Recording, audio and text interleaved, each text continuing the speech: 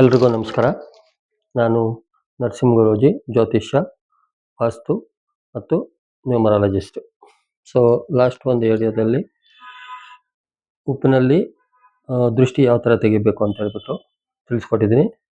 ಮತ್ತು ಮನೆಯಲ್ಲಿ ತೆಂಗಿನಕಾಯಿ ಯಾವ ಥರ ನೀರಿದ್ದರೆ ಅಷ್ಟು ಬಂಧನ ಇರುತ್ತೆ, ನೀರಿಲ್ಲ ಅಂದರೆ ನಷ್ಟು ಬಂಧನ ಅನ್ನೋದನ್ನ ತಿಳಿಸ್ಕೊಟ್ಟಿದ್ದೀನಿ. ಸೊ ಇವತ್ತಿನ ವಿಡಿಯೋದಲ್ಲಿ ನಿಮಗೆ ಅಂಗಡಿಗಳಿರ್ತವೆ, ಆ ಅಂಗಡಿಗಳಲ್ಲಿ ವ್ಯಾಪಾರ ಚೆನ್ನಾಗಿ ಆಗ್ತಾ ಇರಲ್ಲ. ಆ ಒಂದು ಜನಗಳ ದೃಷ್ಟಿ ಅಥವಾ ಇನ್ನೊಂದು ಮತ್ತೊಂದು ಏನೋ ಆಗಿರುತ್ತೆ. ಅದಕ್ಕೆ ಯಾವ ಥರ ಒಂದು ಅಂಗಡಿಯಲ್ಲಿ ವ್ಯಾಪಾರ ಚೆನ್ನಾಗಿ ಆಗೋದಕ್ಕೆ ಒಂದು ದೃಷ್ಟಿನ ತೆಗಿಬೇಕು ಅಂಥೇಳಿ ನಿಮ್ಗೆ ತಿಳಿಸ್ಕೊಡ್ತೀನಿ. ಸೊ ಫಸ್ಟು ಅಂಗಡಿ ಬಾಗಿಲು ಹಾಕೋವಾಗ ಸಾಯಂಕಾಲ ನೀವು ಎಷ್ಟೊತ್ತಿಗೆ ಬಾಗಿಲು ಹಾಕ್ತೀರಿ, ಆ ಬಾಗಿಲು ಹಾಕೋ ಟೈಮಲ್ಲಿ ಒಂದು ನಿಂಬೆಹಣ್ಣು ತೊಗೊಳ್ಳಿ. ಈ ಥರ ಒಂದು ನಿಂಬೆಹಣ್ಣು ತೊಗೊಳ್ಳಿ.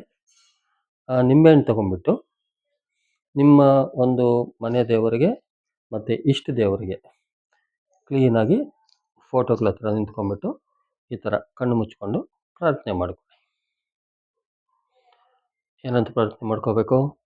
ಅಪ್ಪ ಸ್ವಾಮಿ, ನನಗೆ ಒಳ್ಳೆಯ ಒಂದು ವ್ಯಾಪಾರ ಆಗಲಿ, ಜನಗಳ ದೃಷ್ಟಿ ಏನಾದರೂ ಇದ್ದರೆ ನಿವಾರಣೆ ಆಗಲಿ ಮತ್ತು ಜನಗಳ ಆಕರ್ಷಣೆ ಆಗಲಿ ಅಂತ ಹೇಳ್ಬಿಟ್ಟು ಕಣ್ಣು ಮುಚ್ಕೊಂಡು ನೀವು ಪ್ರಾರ್ಥನೆ ಮಾಡ್ಕೋಬೇಕು. ಭಕ್ತಿಯಿಂದ ಪ್ರಾರ್ಥನೆ ಮಾಡ್ಕೋಬೇಕು. ಪ್ರಾರ್ಥನೆ ಮಾಡ್ಕೊಂಬಿಟ್ಟು ಅಂಗಡಿಯಿಂದ ಮುಂದೆ ಬನ್ನಿ. ಅಂಗಡಿಯಿಂದ ಮುಂದೆ ಬಂದುಬಿಟ್ಟು ನೀವು ಈ ನಿಂಬೆಹಣ್ಣನ್ನು ಮೂರೂ ಕಡೆ ಈ ಥರ ಇಳೆ ತೆಗೆದುಬಿಟ್ಟು ಅಂಗಡಿಗೆ ಇಳೆ ತೆಗಿಬೇಕು. 3 ಸಲ ಈ ಥರ ಅಂಗಡಿಗೆ ಇಳೆ ತೆಗೆದುಬಿಟ್ಟು ಈ ನಿಂಬೆಹಣ್ಣಿನ ಮೇಲೆ ಕರ್ಪೂರ ಅಂಟಿಸಿ. ಯಾವ ಥರ?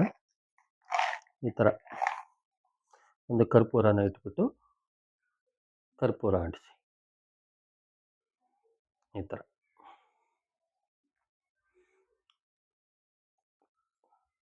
ಕಟ್ ಮಾಡಿ ನೋಡಿ, ಈ ಥರ ಕರ್ಪೂರ ಮೇಲೆ ಅಂಟಿಸ್ಬೇಕು.